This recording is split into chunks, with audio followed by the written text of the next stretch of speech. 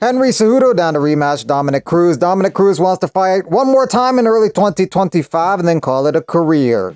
Usman Nurmagomedov versus Paul Hughes, January 25th. Khabib probably going to be in Usman's corner. Conor probably going to be in Hughes' corner. Khabib trying to rally the troops. It could be a chaotic scene there January 25th in Dubai.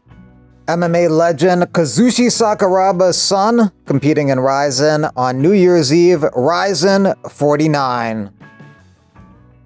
Victoria Dudakova versus Fatima Klein, January 11th at the UFC Apex.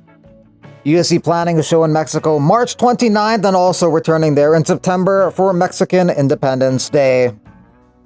People were commenting on an old video of Jon Jones talking about his drug and alcohol problems, and Jon Jones says, "Reading all these negative comments is pure comedy to me. This video is ancient history. I probably made about 30 mil since then, but here's the kicker. Y'all should be asking yourselves, how did an alcoholic stoner crackhead like Jon Jones outwork you?"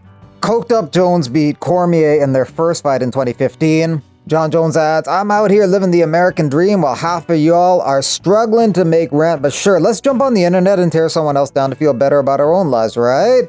I hate to break it to you, but the real joke is on you. A druggie outworked you, and that's the saddest part of it all." Jones wants to fight Alex Pereira next unless the UFC can put together a massive amount of money to sway him to fight Tom Aspinall. Roman Dolidze is coming off a victory over Kevin Holland and is looking for a fight. I wanted to fight the Reader.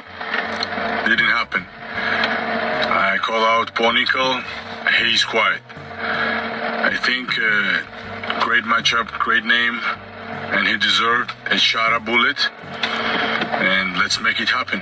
Nothing against these guys. I just want to have good fights and good names. That's all. Let's go. Shara Bullet, however, may be fighting Michael Venom Page February 1st in Saudi Arabia, but if that doesn't happen for whatever reason, then Shara Bullet versus Roman Dolidze, it's a possibility.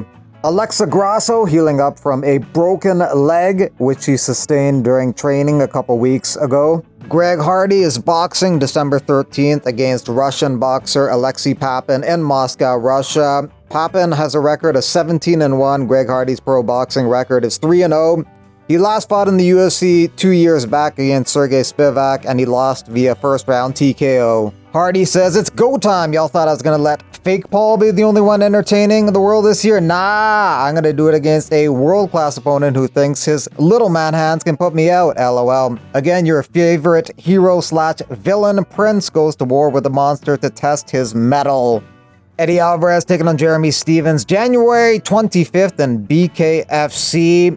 He's making at least $1 million for this fight. Eddie says he won't fight anymore unless he gets at least 7 figures. Andre Petroski wants to fight Bo Nickel next. He tells me he breaks him in the second round if they fight. Shut up, you've been hiding this whole time, bro.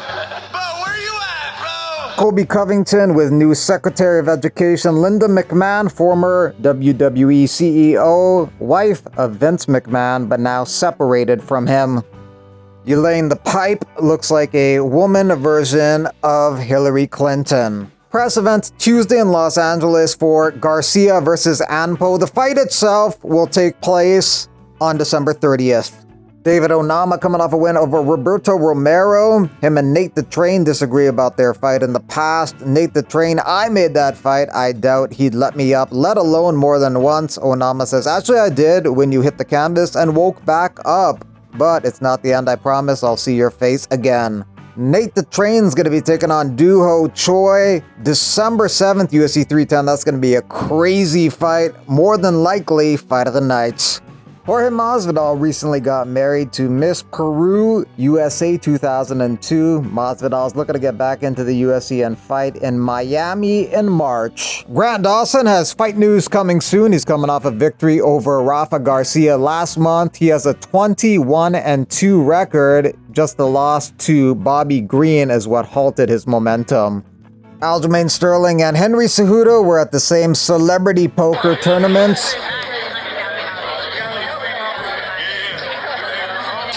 guys close enough, but no cigar. Took 25th. First game I played with these guys, I took 7th. Made some bread. Not this time, no. See you guys next time on the tables. But first, I'll see you December 7th, UFC 310. Lock in, baby. And we're coming for that gold next, baby. Let's go. Amir Albazi taking on Jafal Filio at ADXC 8, December 6th. Albazi's coming off a loss earlier this month to Brendan Moreno. Unanimous decision loss 50-45, 50-45, 49-46. Jafal won his last 2 fights via submission. The last one against Ode Osborne in March. He was supposed to take on Alan Nascimento in August, but Nascimento pulled out due to illness. South Koreans definitely huge fans of Alex Pereira.